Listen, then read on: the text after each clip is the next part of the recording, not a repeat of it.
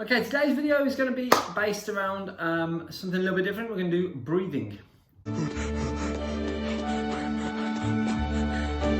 And the benefits of breathing well.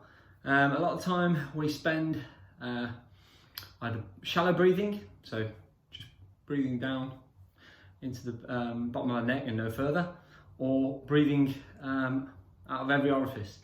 So pushing ourselves really hard and doing a workout that is really just as maxed out as much as we can give. I don't like this. There are lots of different ways in which breathing can be beneficial. Lots of ways in which I became apparent about breathing. Probably started when I was diving, when I was an army diver, where I started to actually spend some time thinking about what my breathing method was and how I was breathing well. And that progressed on through things like yoga, any kind of hard cardiovascular exercise where you're pushing yourself. Obviously you learn stuff while you're doing that. But also things like doing the Wim Hof method, looking at the Art of Breath stuff and what they do, SEAL Fit, and what free divers do. And generally just investigating the sort of things that make people tick and where we can make benefits and just get better at breathing. Now that sounds ridiculous because that sounds like something that we generally do really well. You know, we just breathe. There's no need to change anything. We're already breathing. Why do I need to improve it? So the first thing is just to be conscious with your breathing. If you think about it this way, the shallow breathing effect, the fact that you're hunched over at a desk. So when you're sat at a desk in this position, not allowing your body, or this position more like, not allowing your body to open up and allow then your lungs to express their full capability and their full capacity. We're not then getting to a point where you can really explore what your body's capable of. And this machine is amazing, but it needs to be treated as an amazing machine, as a Formula One vehicle. And breathing is the start of that. I think I like to say to my clients is you can last 5 weeks without food, 5 days without water, 5 minutes without air. I can't hold my breath for 5 minutes, so give it a go. Place it down in the comments, let me know how you get on. So yeah, being more conscious of your breathing and knowing where it is it's taking you. So just by doing that, I believe you're going to improve your physical and mental health straight away. Just focusing and taking a deep breath, allowing it to escape. And you may have noticed there that everything I did was nasal. So it's going in and out through my nose. And there's many benefits of breathing through the nose. Few to mention, it's a filter system. There are hairs in your nose. There's no hairs that catch any follicles as you go through your mouth. So that alone should be a benefit on its own. You know, there's dirty air, polluted air. And we could probably do with another filter system because that one opens up too much and lets a bit too much out. It heats the air. So it heats the air to the right temperature so your lungs are ready to accept that air in and do the jobs it needs to do. So there's two benefits of breathing through your nose. You've got enough air going in and out. Breathing just through your nose, generally in a day-to-day, is definitely going to be beneficial and you're going to get enough. And like I said, you'll be shallow breathing anyway, so if you're breathing through your mouth, you're not getting a filter system, you're not heating the air, and you're breathing through your mouth. There's one thing you can change straight away, just by breathing through your nose. You're not allowing too much CO2, so too much carbon dioxide to escape. And that sounds to a lot of people like that's a strange thing to say, but the CO2 in our body is there for a reason. We don't need to get rid of all of it. It's not a case of just get rid of all your CO2, and it actually plays an important part when you take in oxygen into switching and allowing the oxygen to be placed in the right place. Oxygen will go around your body, and if your CO2 is not there, the hemoglobin in the blood doesn't actually like getting rid of or letting go of the oxygen. So if we're not allowing our body to let it go, then we're gonna end up just flooding that oxygen out, especially when you're breathing heavy and you're doing a hard workout. So having that carbon dioxide, not just expelling that, then that's something that would be beneficial. It picks up nitrous oxide when you breathe through your nose. So again, as you breathe through your nose, there's it's almost like a dish that you have behind your nostrils that picks up and allows nitrous oxide to go in. That nitrous oxide works like an adhesive, helps the oxygen attach to the hemoglobin, then goes around, meets the CO2, switches places, lets the oxygen go back out, the CO2 go back out, and drops the oxygen in place. So another benefit of making that more beneficial to yourself and breathing better. And loads more, but just generally knowing more about how your body works by investigating it. So spend some time and see how well you breathe.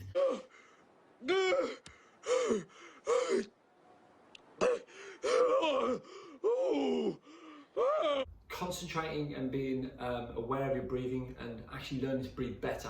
We all breathe all the time, but just by being conscious of that breathing, we could improve the way we breathe and the way we perform. So there's lots of different methods, and there's ways and lots of people that I spoke about before that you could follow and find out new and improved methods. But if you haven't done much before, then there's some really simple ones in which we can use to help start improving our tolerance and our CO2 tolerance and our ability to breathe better. So as I just said, CO2 tolerance. So the tolerance of the CO2 being in our body and not giving our brain the signals that says, I'm struggling. And when you can tolerate that more and build up of CO2 in our body, that means that you can last longer. So CO2 tolerance test was devised, I came across it from the Art of Breath and the work they're doing, but it was devised by free divers.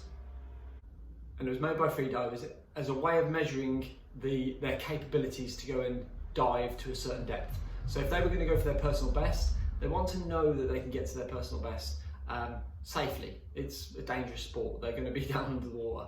And if they can't allow their mind and body to get to that point on the surface, then there's no point trying to go for your personal best at that point. And the simple test is this. It's as simple as this. Take 3 normal breaths. And there's no force, it's just. So that was quite a deep breath, but quite a normal deep breath. Do that 3 times.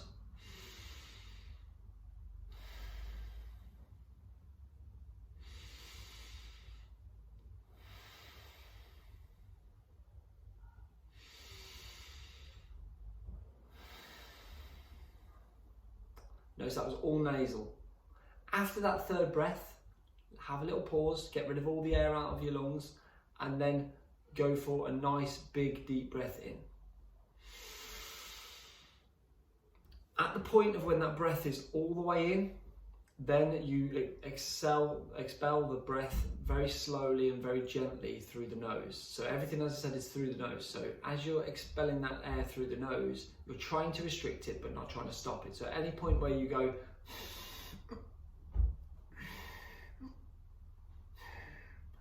you're obviously pausing and allowing that allotted time to be longer.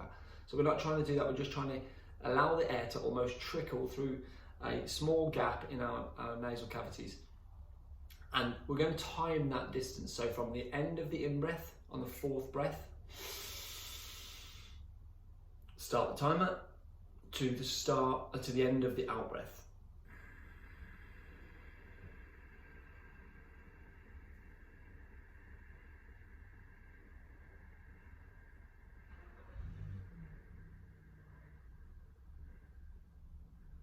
And continued. And you just go to that point, and once you can't do any more, you stop the stopwatch. So the whole idea there is that we just allow that air to come out as slow as we can, so we are restricting it, but we're not stopping it. So let's give that a go now then. So ready? Big deep breath in.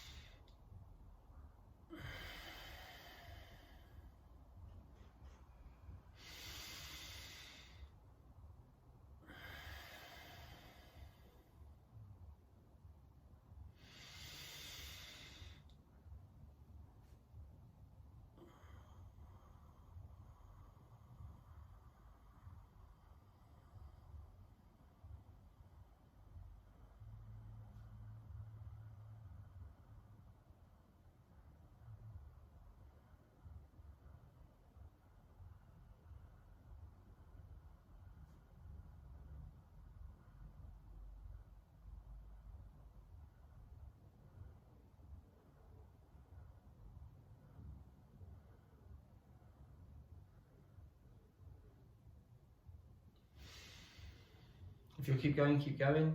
If you've stopped, then that's your score, and stop it where you stopped it. Now we have a number. We have a number that it only represents what you are right this very second. So that can be manipulated and that can be changed due to the fact that you are in a stressful state or a non-stressful state. So standing up, I do less time than when I'm lying down and I'm relaxed and it's the end of the night. So it's about you finding the time and the position that where you find that to be the best for you. But it is, as I said, just how you are now. So it's not a measurement of how you are as a person, it's a measurement of how you are at this very moment, at this state that you're in. So do 3 rounds of that, take an average of the 3, that becomes your number, and then know that number. Do it again later on today, do it again tomorrow, do it again the next day, do it again later on in the same day. Do it loads of times, take a week to explore that method and just see what it is you come up with and what your number is. That number then, by exploring more breathing methods and by exploring, just if you just do the CO2 tolerance test, I'm suggesting that you will improve on your ability and be more conscious of your breathing by breathing in and out through the nose.